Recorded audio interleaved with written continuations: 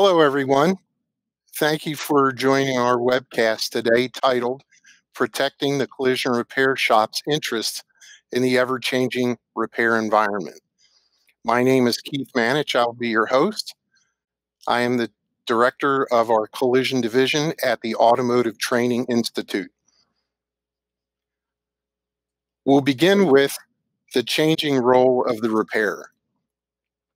Because things are getting so complex with the repair processes that we're working with, we're kind of introducing a new term to the repair industry called repair due diligence. This is kind of a legal term that really refers to what a prudent person would be expected to do during a repair or a business transaction. This is important because we have to be very aware of the responsibility that we have in the contract of repair with the customer. So this allows us to look at all the required repair operations, what would be required to bring the car back to pre-accident condition. On the next slide, we're going to look at creating the repair file. Now, we don't talk about that very often, but traceability for the repair is very important. So the repair requirements that are identified by the original equipment manufacturer or OEM are going to be very integral in our making sure that we have the file documented properly for the things that, number one, we've asked for, number two, that we've been compensated for, and number three, that everyone who's involved in the repair process will understand we're required to meet the OEM requirements for repair. As the industry has changed or evolved over the last probably 10 years or so, the repair industry has taken on a lot of the administrative functions that were typically associated with the insurance company. So we want to make sure that we're documenting our files properly so that in the event there's ever any kind of an issue, we've got all the documentation that's required for us to, and you don't want to use this word, but to defend yourself in the event that that's required. So the information that's going to be, we're going to go over during this webcast is going to basically provide you a framework for documenting, discussing, and in the event of a negotiation scenario, presenting facts about the repairability needs of the vehicle. We have to remember that the vehicle is the standard and the OEM creates the standard by which the vehicle has to be repaired. So this is these are facts basically that will be shared between, first and foremost, the contract of repair is with your customer. So the information that will be shared with the customer. Then the information that your customer will share with their insurance company as part of their contract of insurance. On the next slide, we're going to talk about the key takeaways. And so the takeaways that we're going to make sure that we are able to identify here are identification of the information necessary to validate the repair procedures that are, and this is important, required to repair the vehicles to OEM required specifications. The second part is assembling the documentation for the purpose of providing a complete repair plan, the information for all parties interested in the proper repair of the vehicle, and the third-party payer when applicable. Then the third part of this, and this is the one where it gets the most difficult, what are the basic negotiation steps required to prepare documentation for potential discussions and or negotiation? On the next slide, we're going to look at repair complexity. Is every year we're getting more and more information that we're required to meet in, we'll call it the rules of the repair. These are things that we cannot deviate from. As the repair professional, we have to look at what are the OEM required identified repair procedures, and are we meeting those requirements? So this can be, or it includes, it's not limited to structural, mechanical, safety systems, electronic systems, and electrical systems. So um, it's not only about fit, finish, and the longevity of the repair for things such as paint and so on. It's really how the vehicle will perform for all aspects of the vehicle's performance. So it's all the safety systems, all the mechanicals, everything that would be included in the repair process. And then we have to look at what quality control processes are in place to ensure that the repairs have been properly completed. And do you have a checklist basically that validates that? So on the next slide, we'll look at how do we identify the information that's required? How do we identify relevant information? And then how do we create the repair plan? Then, if there are other positions taken by the OEM, what do we need to use so that we have discussions quite frequently with third party payers about what they feel is required and what they feel they want to pay for. Um, that's kind of irrelevant in this discussion because we want to look at what the vehicle requires and what the OEM has validated that the vehicle requires. So mitigation strategies based on these kind of threats that we may get from insurers to the repairs. And sometimes it's because we have maybe their DRP programs are saying that they don't have to do this, or it may be that the DRP program, as part of the program, doesn't charge for certain things. But as independent repairers, if you're in that circumstance, we have to make sure that we're validating that those repair processes have to be completed. So where would we find this information? Well, the criteria is really based on what does the OEM say we have to do?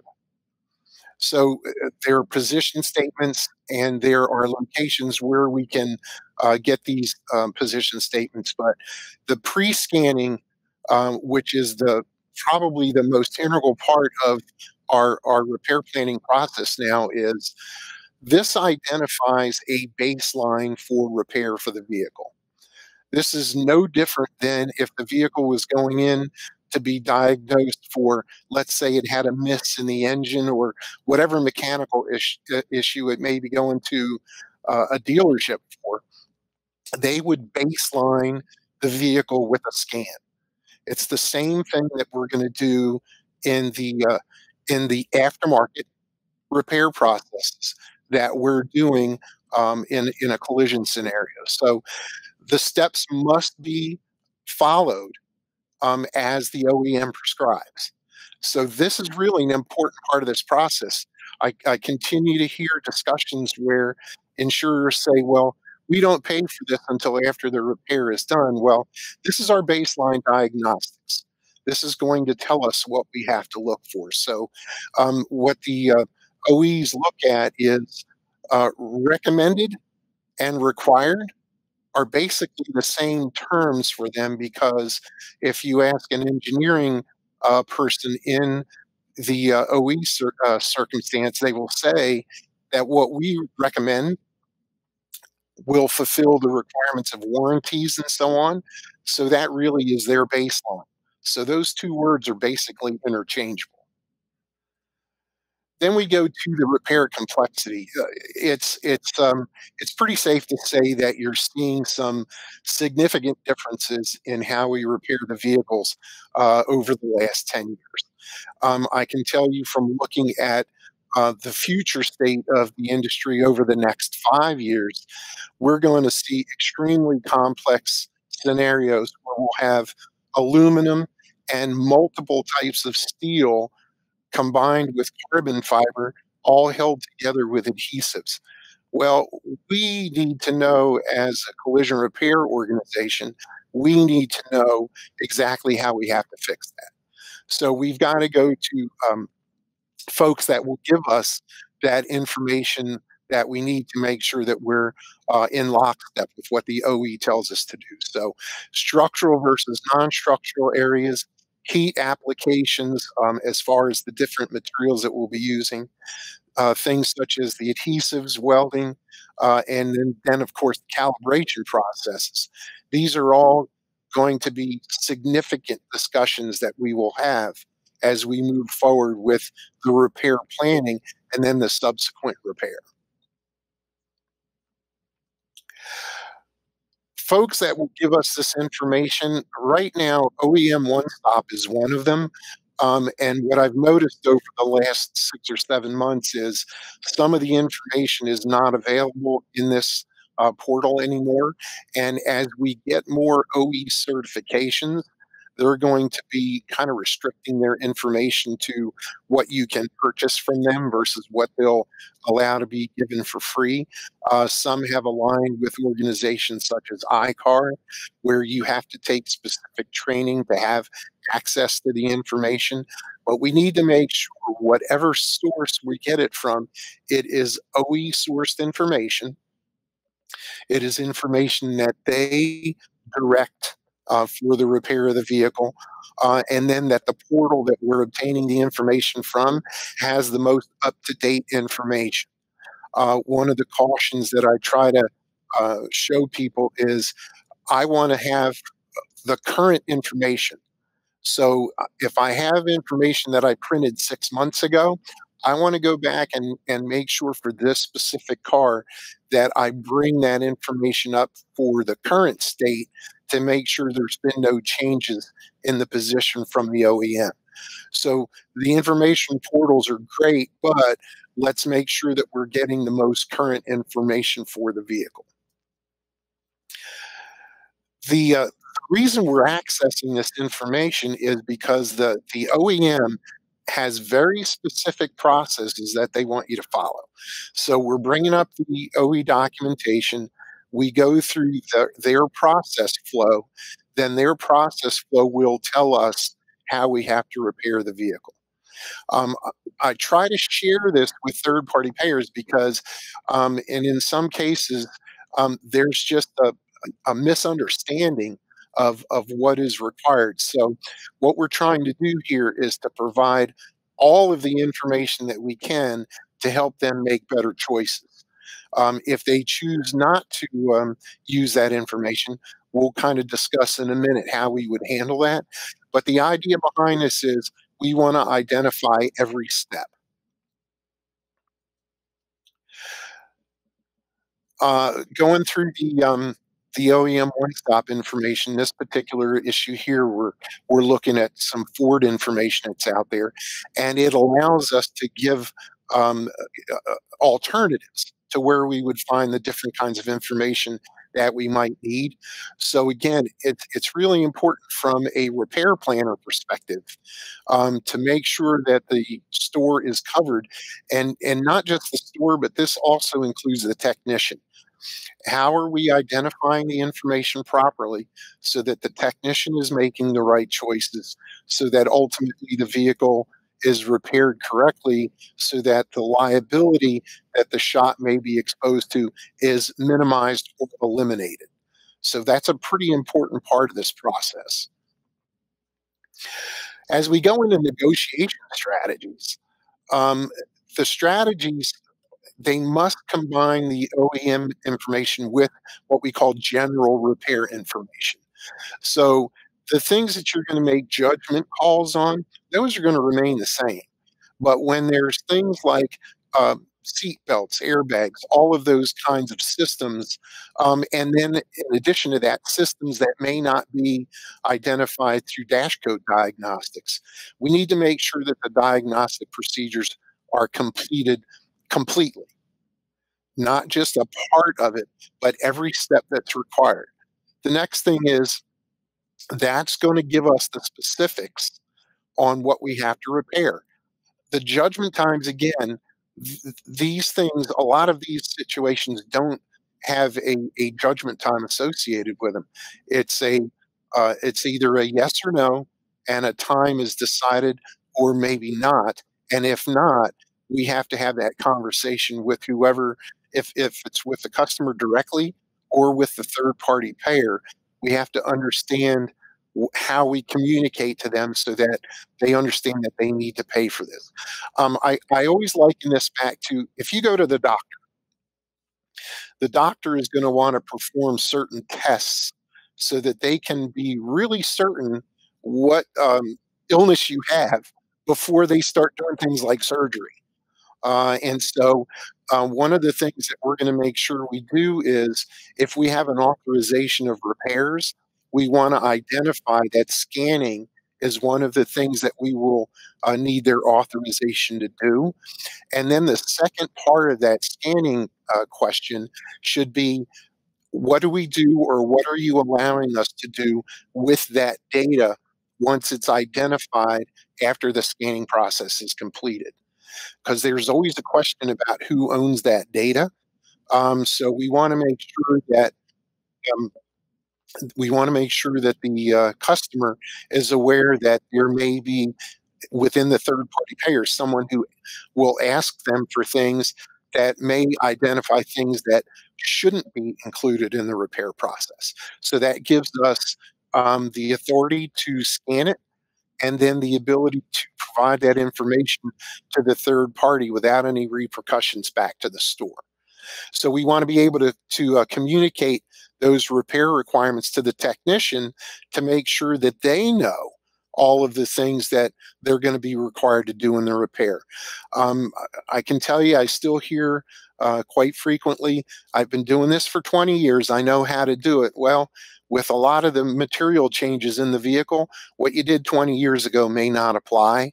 So the repair planner is kind of the last person in line to help that person who's going to actually be performing the repairs to understand what's required for that particular vehicle.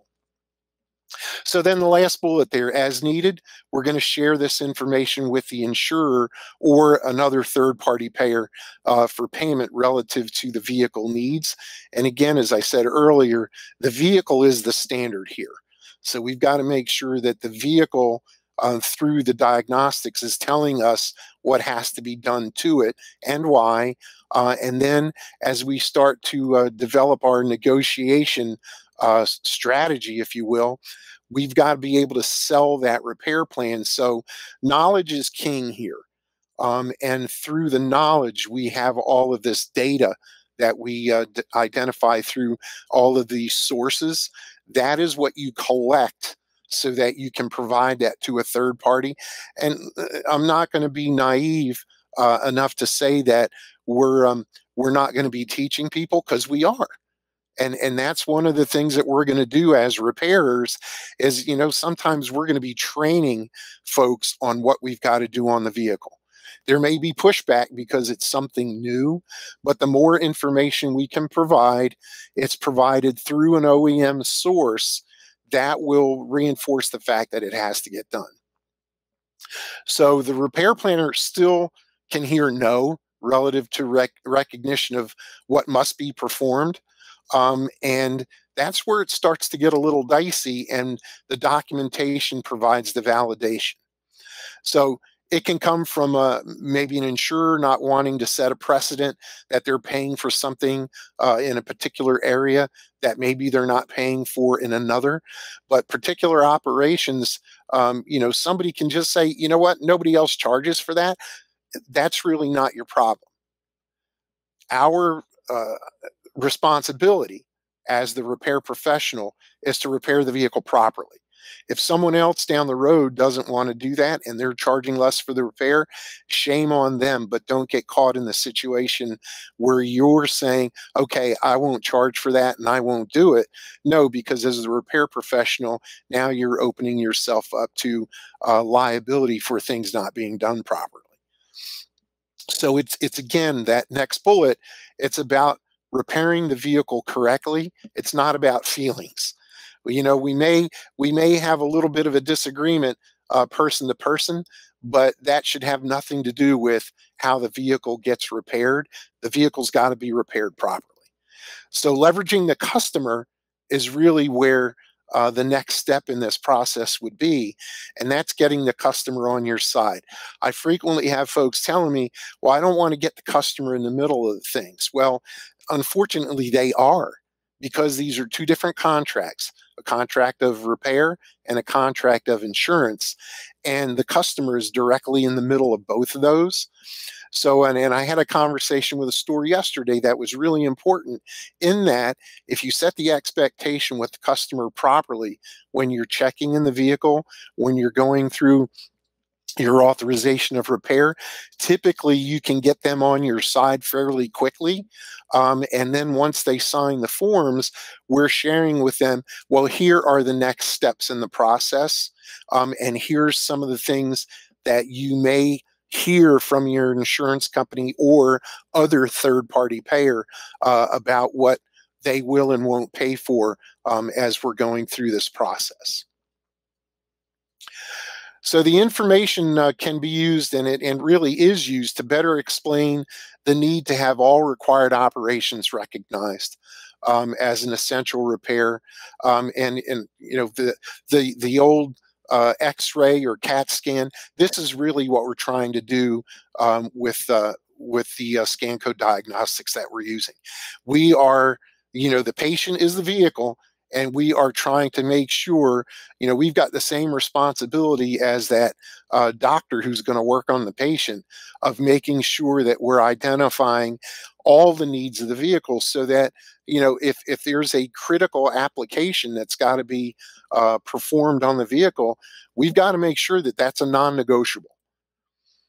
It's key to the repair planner's success, and on behalf of the shop, again, going back to reducing liability, we've got to make sure that critical applications, critical steps in the repair processes are followed.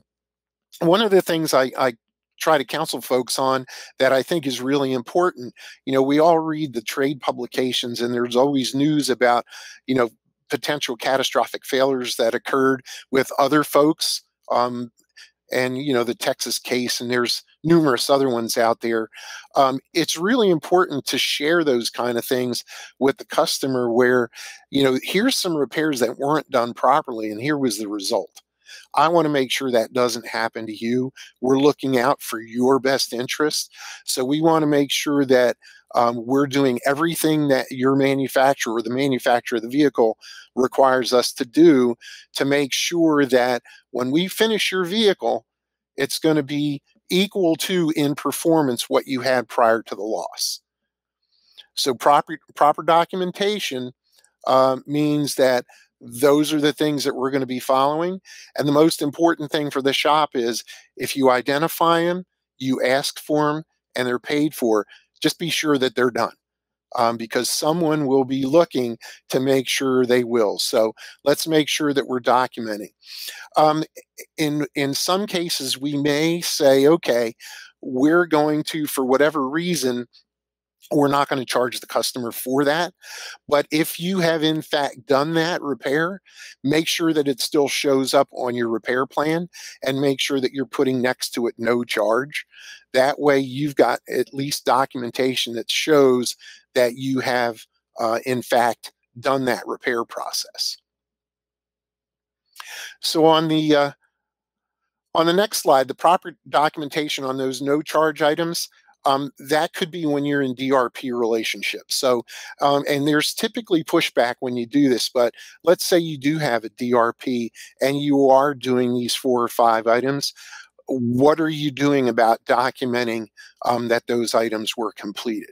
So whether it's in the notes, wherever you want to put it, make sure that you're listing those items in your administrative processes, especially when, you know, there's implications about safety, or again, the longevity of the repair. What, you know, is this, if I fix the car today, what's going to happen in a year, 2 years, 5 years? The longevity of the repair is something we really need to look out for. Let's say you get a vehicle that's a year or 2 old that you're working on. That vehicle could be financed for as much as 7 years.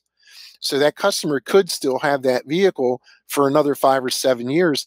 They want assurances that that repair process is going to last. So again, using the OEM repair information and repairing it properly is going to give them the reassurance that we'll be making sure that the vehicle will last that long. So if there's concessions on things like paint materials, um, make sure that you're documenting those things. Uh, there really should be no reason to concede anything. Um, but if you're in that relationship with an insurer and an interest of making sure that you have cars, you may agree to things that are in your business best interest to do so, and that's fine. Just make sure that your notes support the fact that you repaired the vehicle properly, and that the proper repairs are what show up on your final invoice.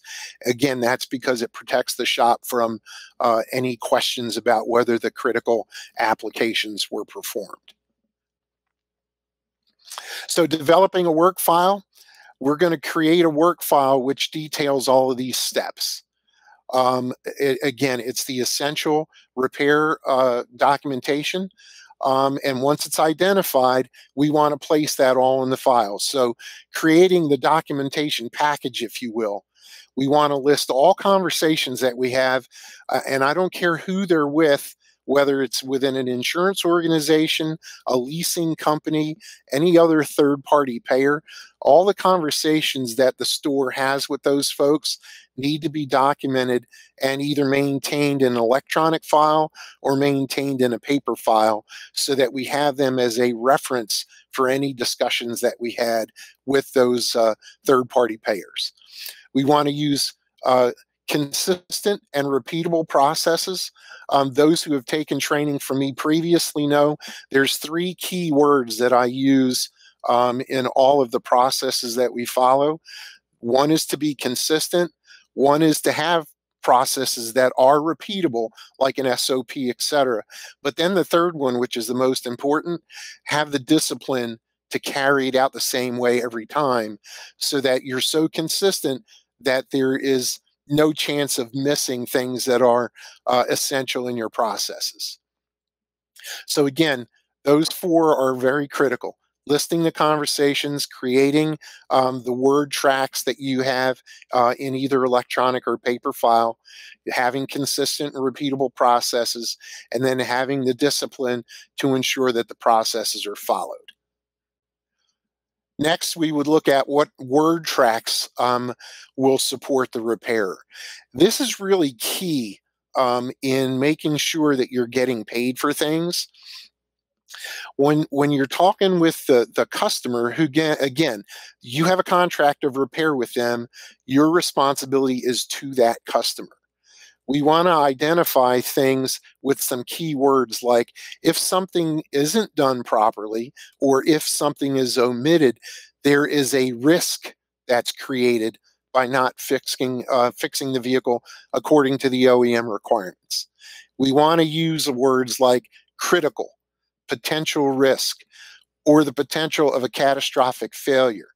These are key words that would be used by a repair planner with their customer, so that the customer understands that it's not just about whether somebody wants to pay for something or not, that there may be an inherent risk that's involved if these things aren't done. So that's a key point in moving forward with this, about having effective word tracks. You may want to identify the number of times that this situation occurs if you have the same third-party payer that is saying no to certain things. You look at this as setting up a pattern of behavior.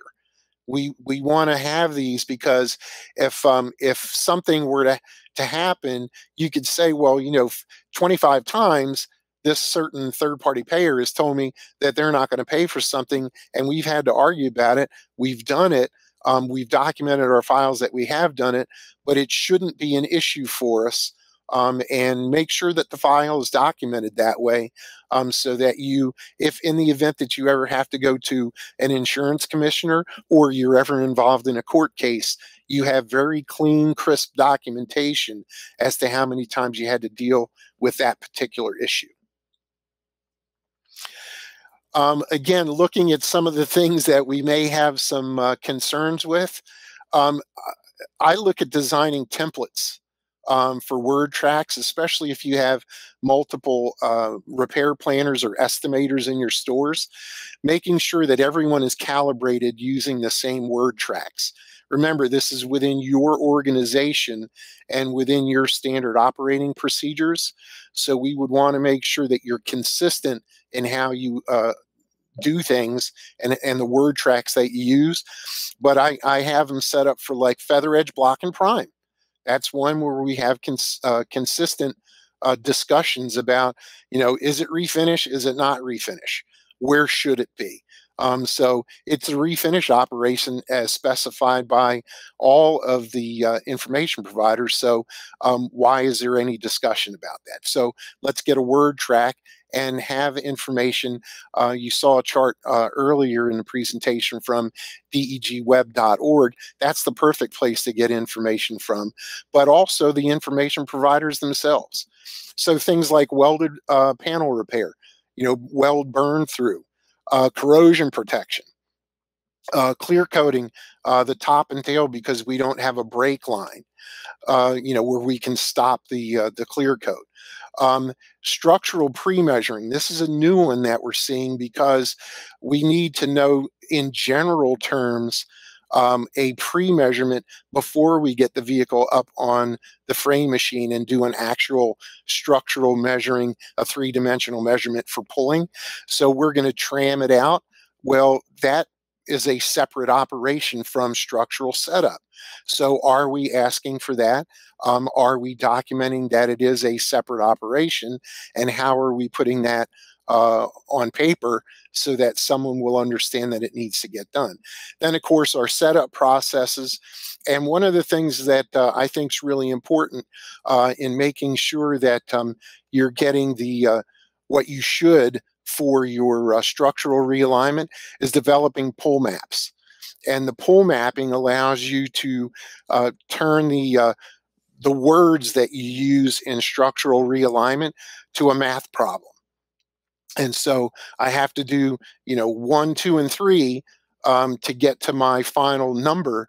And if you're telling me I don't get my final number, well, what do you want me to eliminate out of 1, 2, and 3? So developing pull maps is a pretty important part of this. And essentially that helps you to develop the times in a way which it's very hard for someone to take time away from what you've developed for the pull map. So develop letters, and this goes again, the effective word tracks. We have to understand that if we get an estimate, and an estimate is quite a bit different from a repair plan.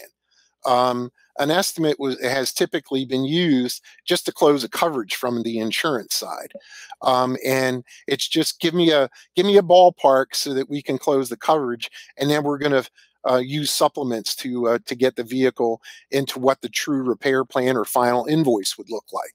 Well, we're being held to a higher standard now as repairs. I also would do the same thing with holding folks who are providing me with an estimate, hold them to a higher standard as well.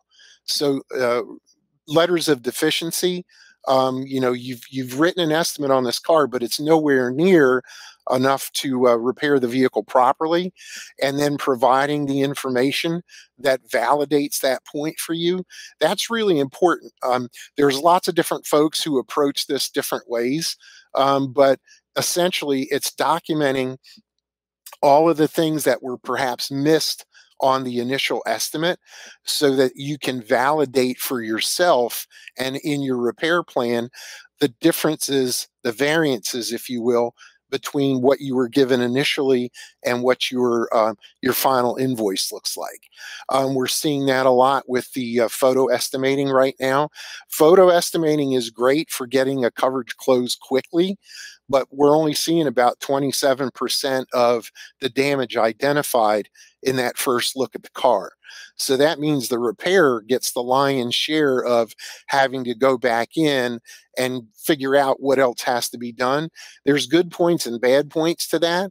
But if someone's giving you an estimate and kind of holding your feet to the fire to fix the car by their estimate, document what is missing from the estimate.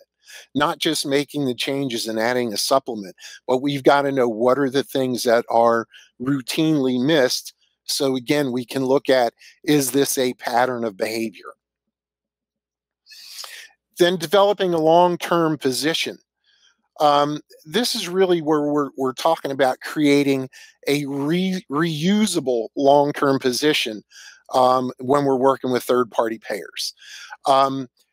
We develop what we call standard operating procedures. So what these will do is, okay, if I have a circumstance, what is the process that I'm going to follow? If I have multiple repair planners in the location, they can go to the same document. Everybody's looking at it exactly the same way. It allows us to build a sustainable set of business practices. This reinforces the need to be adequately reimbursed time after time. In most cases, I don't even mind sharing those SOPs with someone because it's basically telling someone this is exactly what we do each and every time. There's no deviation in that. So I'm not going to ask you for anything more than I deserve, but I deserve to get paid for everything I'm asking for. So the documentation gets you to the point where you'll have consistency, repeatability, and then you're using this each and every time so they understand that you'll have the discipline to do that. And it typically reduces the friction. That's not going to work in all cases. Negotiations aren't always the same. They're going to be different in almost every case, but you're validating that your position and your long-term position is going to be the same each time you enter into any kind of discussion with a third-party payer. So this long-term position, as we move forward with this, looks at designing a sustainable set of business practices. And this, what you're looking at here is a simple process flow. And as you develop the processes, the yellow boxes are where you're going to make copies for the file. So as you go through each one of these steps, there's a point where, wait a minute, let me stop. I need to make copies of this, or electronically, I've got to save this so that I have this as a reference. And again, I may need this information, especially if it's a new repair process or a new material that you're working with. I'm going to give a copy of that to the tech as well, just to make sure that they're understanding that, hey, look, even though this looks the same, it's going to be different in this case. So everybody's on the same page with the repair process. But again, this is a process flow. When followed, makes it so it's very consistent and repeatable. So again, the yellow boxes are where you'd make either a file copy or an electronic copy for your file. So again, developing this long-term position, first step, create the electronic or the paper master file. That's going to be the tool that you're going to have. It's both a resource and a reference document for the store and for anybody else who needs it, third-party payer, etc. You're going to complete your diagnostic scans, number 2, then print a copy of the initial results. You're going to print a copy if you're going through the reset processes. You're going to print a copy of your calibration processes, and then you'll complete a copy of your completed health scan at the end of the repair. These are things that will show, and this is just like you would do with your steps in doing your frame procedures, your pre, during, and post, so that there's no argument as to whether it was done or not. Number 3, access the specific repair information for the damaged vehicle by VIN, and make sure that you print a copy of whatever those OEM procedures are for that specific VIN on that specific car. Again, this is just a reinforcement of what are the things that we need to do to create a bulletproof environment, if you will, for the repair shop so that someone can't say, hey, well, you did something wrong. Well, no, we followed every process that the OEM specified for that vehicle. Number four, complete the detailed comprehensive repair plan using all the identified procedures that you identified in number three. This should include diagnostic measurements for structural, any criteria for the repair or replacement of parts, and then a copy of your pre-structural realignment measurements so that we have those to refer to as to why you put what you did on your structural realignment equation, whatever you use for that. Next, we're going to look at identifying any part programs or part types that are going to be used, and then print a copy of the position statements relative to the parts. Depending what manufacturer you're working with, the OEs have position statements on parts, and make sure that any of the parts that you're using meet the requirements of that position. On number six there, this is an unusual one, but I bring this up because I'm seeing a lot of repaired headlights. And one of the questions I would have for whoever's providing that repaired headlight is, does it still meet the federal requirements for FMVSS 108, which is the specification for lighting that the federal government has? So if you're doing anything to change that light, does it still meet the requirement? And without a test, you don't know. So the question that I would have for people supplying those parts like that are remanufactured, are we sure that they still meet FMVSS 108? And what do we have to validate that so that we can put it in the file? There's on the bottom of that page there's a NHTSA.gov website that you can go to and find out more about this. But that one particular example with where the federal government has requirements for the lighting, that's typically is in the manufacturing of the light. But if we repair it, we've remanufactured it. What do we do about how it meets the specification? So again, that's just something kind of unusual that we're looking at, but we need to know these things moving forward to make sure that we're repairing the vehicle properly. So then number seven there, we want to share the information with the interested parties. Whoever we decide or whoever the customer decides should be included in that. We want to include all those items that we've described throughout this presentation so that if someone takes what we would call an adverse position against any of those things that we're asking for, we have the documentation which basically reinforce why we're asking for it. Number eight, when we're working with an insurer-generated estimate, again, we want to make sure that if we have things that are missed, we create that deficiency report. And depending who you talk to, what consultants you talk to, there's a bunch of different names for that document. But we just call it the deficient damage analysis report. It's just a report that basically says, look, here's the items that were missed on the initial estimate.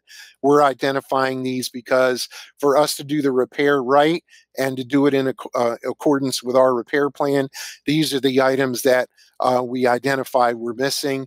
They are on our repair plan because we've written a complete repair plan. So a copy of that letter, if you generate a letter, should go into your file, and one should be given to the customer. And then if you want to share it with the insurer, that's fine. But really, that's the customer's obligation, since that contract of insurance is between them and their insurance company. Number nine, in the event there is a difference of opinion or a contrary position taken relative to the proper repair sequence or parts, we just want to make sure that we are clearly identifying our positions as to why we're looking at it differently. All of that should be able to be validated through OEM sources. The only thing that really should be up for any kind of discussion is if there is repair time on a panel and it's purely judgment time. Everything else is documented, whether it's in the repair uh, information from the information providers or whether it's OEM documentation. All of that stuff is pretty black and white. The only thing that is a negotiable, if you will, are repair times. So use that kind of conversation to your advantage. You have a strong position when you're using the estimating systems properly, and you have all those not included operations included in your repair plan. Then the argument's just going to be one of, um, you know what, we don't pay for that other places. And that's where, the moral high ground is, listen, we're going to fix the car right. If someone else chooses not to, that's on them. But our reputation, our liability is at stake. We're going to fix it properly. So, in closing, we want the repair shop, we want you to be protected. And we want you to be protected from adverse decisions that are made, that could potentially compromise your position with your customer. So we want to make sure that the repair integrity, safety, the quality, and the any kind of maybe predatory prices that are put on you by third party payers. We want to make sure that you're covered with enough information to validate everything that you're doing, so that it reduces the friction that you have when you're having discussions with those folks. We want the information relative to the required repair procedures and the repair steps. We want to make sure that those are collected and that you have those, so it validates your positions, so that if you do have that third party discussion, you have the information to reinforce your decisions. Then we want you to take care to make sure that the relevant information is researched thoroughly, copied, placed in your file, so that your methodology is well executed, and that it reduces the chance of you having an adverse uh, either repair situation or discussions with that third party. So I'd like to thank you all for participating in this webcast. Feel free to contact me at the Automotive Training Institute if you have any questions, and we look forward to the next one.